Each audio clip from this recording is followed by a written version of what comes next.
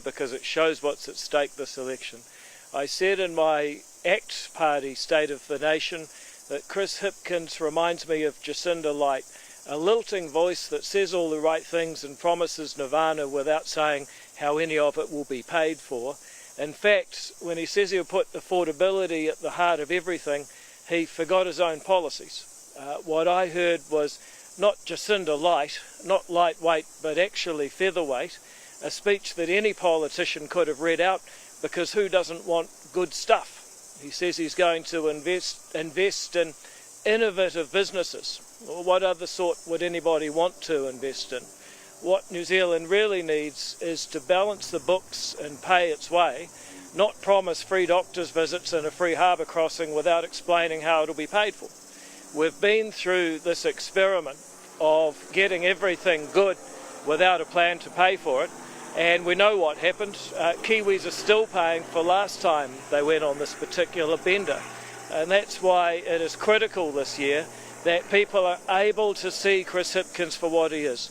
Jacinda Light with affordability at the heart of everything except his own policies, and if we don't get some sunlight on that, we are all going to rue the day and have great regret.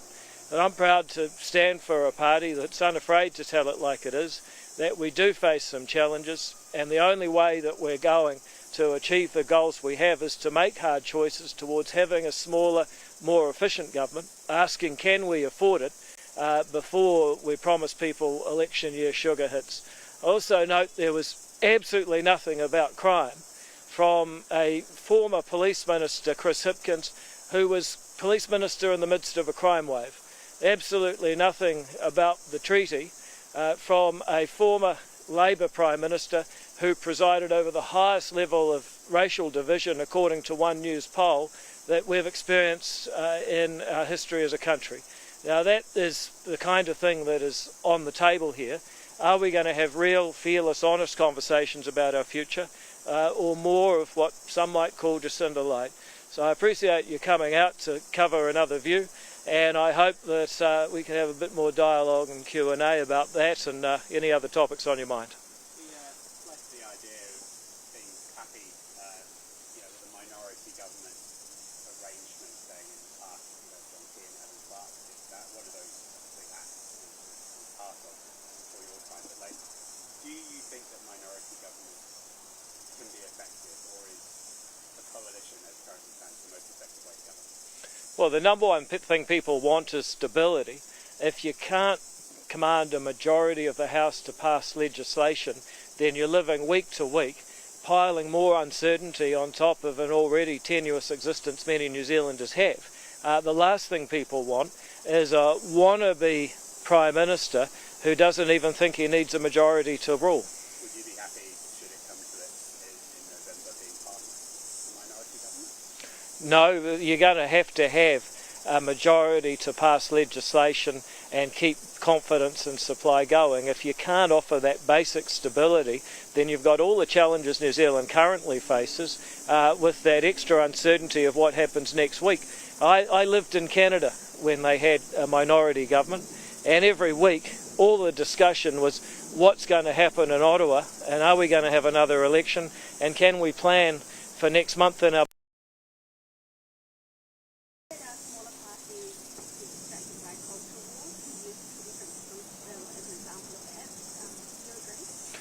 When he was in government, he divided this country, and One News polling showed more racial division than at any prior time that had ever been measured. The truth is it's the Labour Party's approach to social engineering that created a culture war. So yes, there is a culture war. He should know that. He started it. The discussion over whether or not people will pay costs between Auckland Harbour Bridge distracted a bit from the conversation about funding the new one. Well, you've got to be able to pay for things, and that's my whole point. Chris Hipkins has put affordability at the heart of everything except his own policy. If he wants to borrow money or tax people or put a toll, put a petrol tax, he can do whatever he likes as long as he can balance the books. Because I respect people that have different types of plans for our country, but not people who lack the honesty to say how they're going to pay for them. Just last week you were saying that you didn't think that Auckland would be happy paying $9 each way across the current well, you've got to either say you're prepared to do it with more taxes, or if you recall exactly what I said, was that you might have variable peak time tolling like they do in countries like Sweden, so that at different times people make different choices. I didn't say that the numbers shouldn't add up, I just said maybe you should think about peaks and troughs and how busy the place is and whether people have other options like public transport at peak times. My point is that we've never put forward a plan that doesn't stack up. We've always put forward as a party, the ACT Party's always published alternative budgets that do stack up. What do you make of, philosophical here, the idea of State of the Nation distinction? Critics have kind of defended it. It's kind of not announcing any policy by just saying, oh, it's a way to take stock and a vision for the country, not necessarily run on any policy. Where do you see their place in sort of political dialogue and political power? Well, the ACT Party does State of the Nation with a policy. We always release policy. Last year we talked about asset recycling. Now that's on the agenda. This year we talked about a smaller, more efficient government, and only 4 days later Parliament passed legislation to merge 4 departments. So, we set the agenda with policy. If you don't care about policy, which is the ultimate product of politics and that affects New Zealanders' lives, who exactly is he doing it for?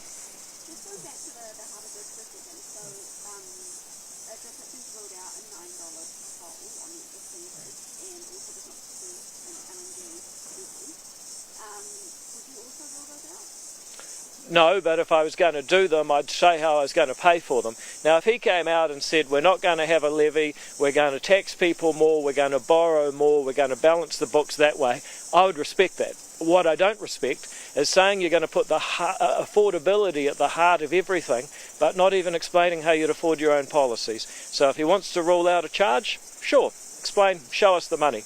That's fair. That's what we always do.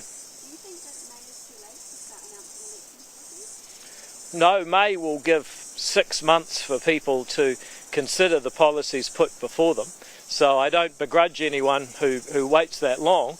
But if you're going to start making promises to try and get people's attention, then you should give the solution at the same time.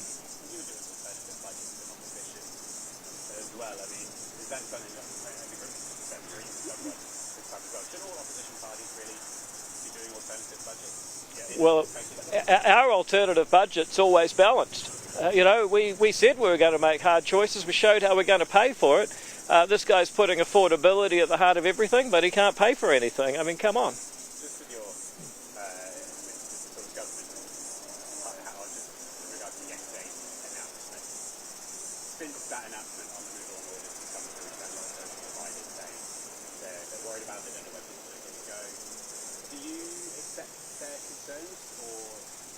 Well, as a local MP, I work with the likes of the Auckland City Mission to help people who are down on their luck.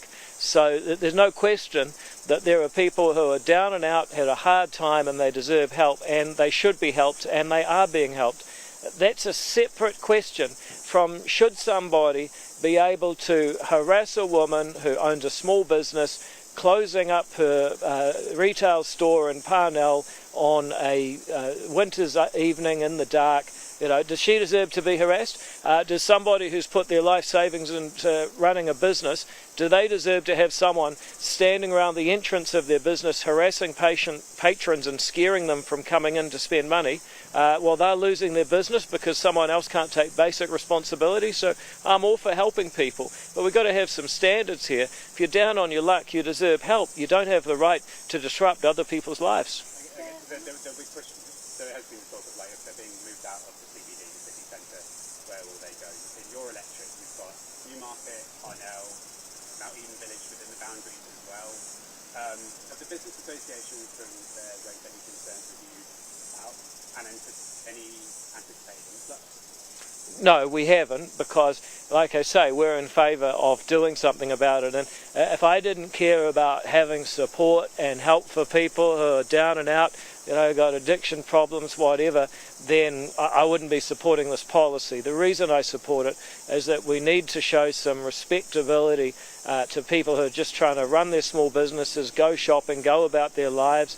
I've heard stories of women in Auckland Central who'll take a taxi 500 metres because they're afraid to walk from point to point. That's got to stop. And I don't care how homeless you are or how much bad luck you've had, you don't have a right to make other people feel unsafe.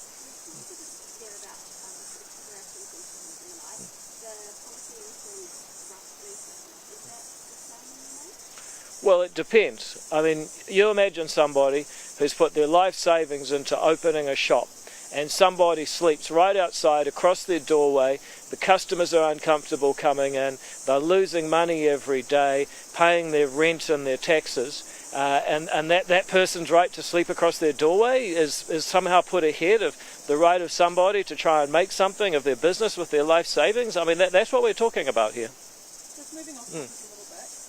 I love it when people are honest. It's kind of win over the Defence Minister pausing the Defence Force cultural skills framework. It seems the broader bi-cultural policy is still in place though. Is this something ACT wants to further action on by the Minister? Yeah, it's fair to say that there'll be ongoing discussions about that. They've pulled back part of it, but there's still more to be done. And I can imagine us talking more with Judith over the next week. I know that she's doing the right thing, she always does, but I know that she's also got an ongoing discussion with the Army, so it's not over yet. All right. Well, I appreciate all of you guys taking the time to schlep over here to the slums of Newmarket, and I hope that you have a great afternoon. We'll see you later. Cheers. Cheers.